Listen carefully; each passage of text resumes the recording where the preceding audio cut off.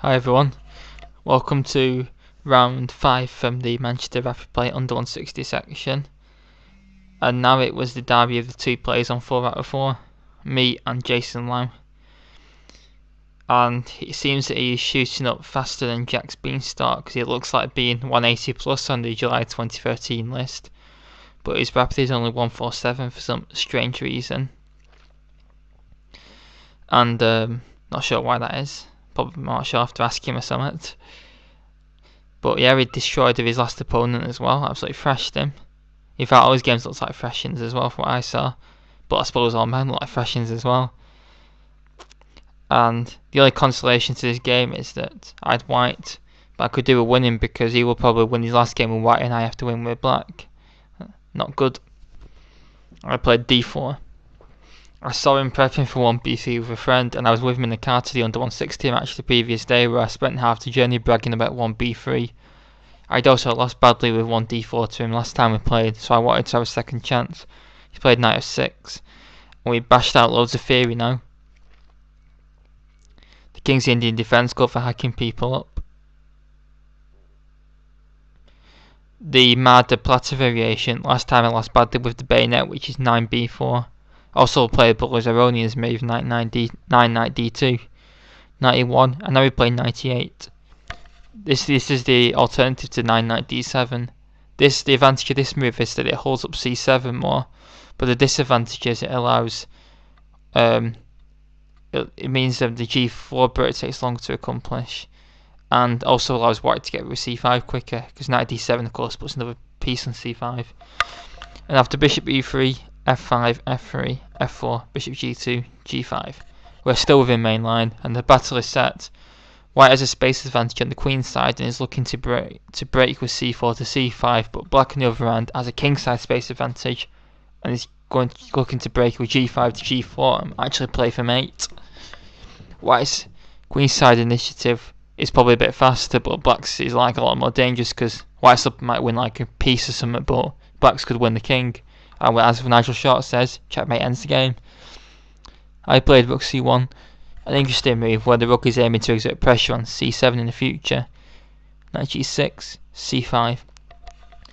This break can be played without the knight on d3 because the black knight went to e8 instead. This has all been played many times before, so like one of Oasis's albums, we are standing on the shoulder of giants. h5.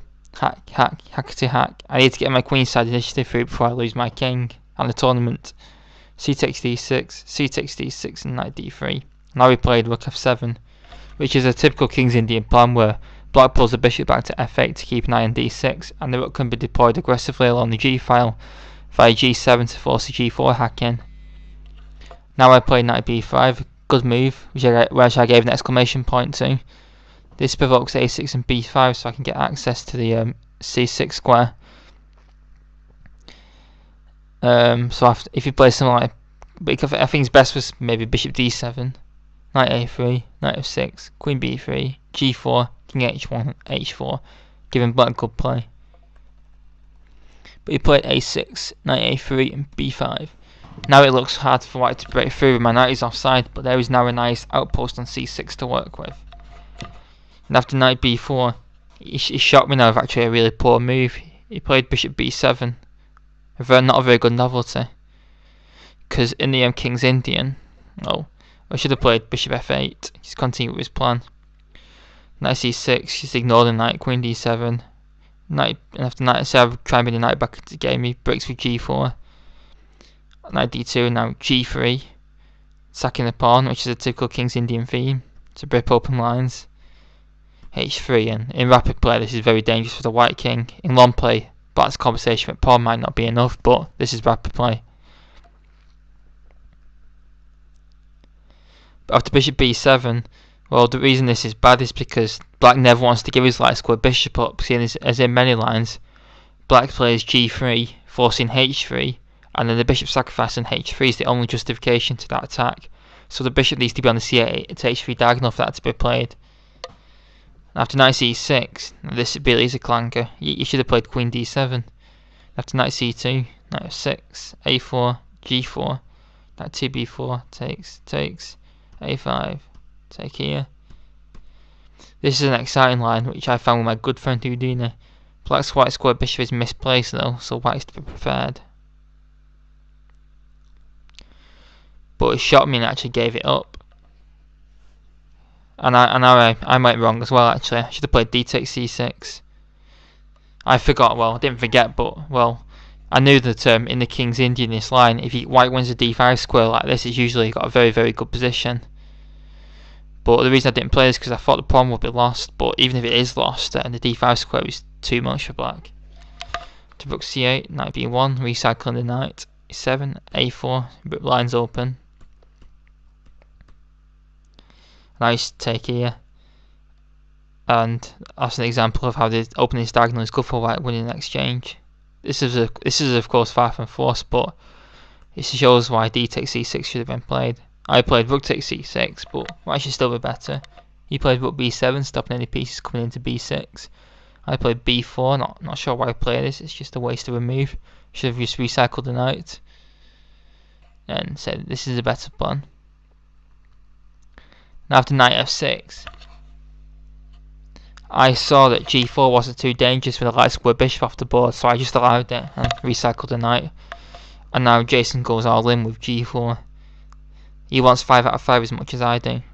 Now I played f takes g4, which looks bad, but the on-pre's knight and g6 had made me see some tactics. But plus what else can I play? Save knight, I could play knight c3, g takes f3, bishop takes f3, knight e7, a4, queen d7, takes, b6, takes. And this is an interesting alternative.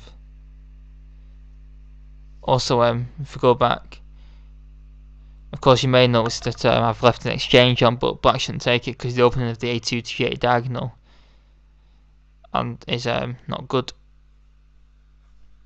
So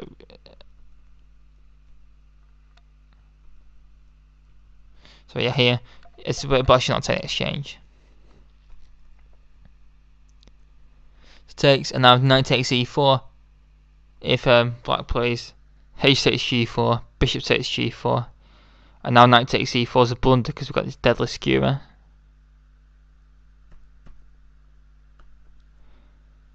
Black should play instead knight e7, rook c2, knight takes e4.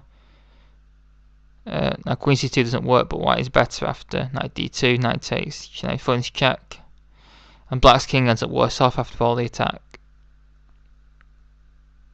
He played knight takes e4 and I played queen c2. A very nice move which I had planned and gets my queen dangerously close to the black king. Alternatives were not so great. Queen d3 of course is exactly the same. I could have played g takes h5, but I thought I ended double pawn up, but black gets a lot of play with knight takes f2, rook takes f2, knight e7, rook c2 and knight f5 with his d4 square, and black's dark square bishop becomes a monster as well and I've lost mine. It's not worth it for a double pawn. Bishop f3 was an alternative. After knight takes f2, rook takes f2, h4, knight d2. White gets into the e4 square, which is also a good square to have in King's Indian. But again, black's dark square bishop can become strong. I played queen c2 after knight takes f2 because it was forced, but I took the g6 knight. If rook takes f2, it's not as strong. Knight e7, and then g takes h5 was interesting, sacrificing the exchange. But black also gets his massive centre as well. And white isn't a pawn for the exchange, but black's to be preferred here. So queen takes g6, and now knight takes g4 is forced. Bishop takes g4. I could also have played rook takes d6 in between move, but I was worried about queen h4, h3, knight e3, c1, rook f7, bishop takes. This endgame, black has compensation for the pawn. His pieces are more active, but maybe the extra pawn's better. It's hard to evaluate. Bishop takes g4, h takes g4, and now I play rook takes d6, winning my pawn back. And now I've also gained a passed pawn in the process. And now he misses the best. I think maybe the best continuation is to play queen h4. This is what I was worried about, and I spent a lot of time on these moves, making sure I wasn't going to get mated. So g3, And now h3 may stop it all, but black displays queen h7, so better is knight f3. Now allowing g takes h2, because white can just stick the king in the corner and there's no mates, because the pawn's blocking all the attack. Now white's knight comes in for the kill, and white takes a6. And white has a clear advantage, but some moves are needed along the way, like allowing black to take an h2 with check is brave. Queen e7, and now I played knight d2, and now the knight is hopefully closing in for the kill. Now I played a5, which doesn't really do anything. With d7 is a much better defense. After rook e6, queen f7, queen takes g4, rook takes d5, knight e4, d3, check. Now this is looking stronger, and white wins a pawn with a great position. After a5, knight e4, I correctly let b4 go to try and win black's king. Seems weird that the main line king's Indian, white is the one trying for mate on the king's side. But this just shows how important black's light square bishop is, otherwise these hack attacks just epically fail. A takes b4, horrific blunder, greedy and bad. After knight f6 check. Well, this is not correct, this actually. I should have played knight g5. And this just wins on the spot. He has to try and run with king f8.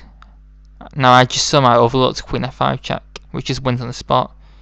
If king e8, then rook e6 wins the queen. And if he goes back to g8, then that is curtains.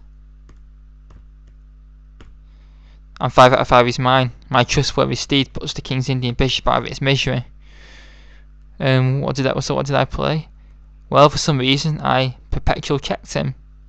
I just played this. Couldn't see the win, so I just went back and forth and greedy draw. So I failed to spot a proper easy win and settled for a draw after playing so well again. I just thought I'd come all this way and he's probably the strongest player in the section, so I didn't want to embarrass him or lose his position. I feel like a complete jerk afterwards as a result, because of course if I don't find this win then I'll be £2 behind, because A2's dropping as well. And black has like 2,000 past pawns then. But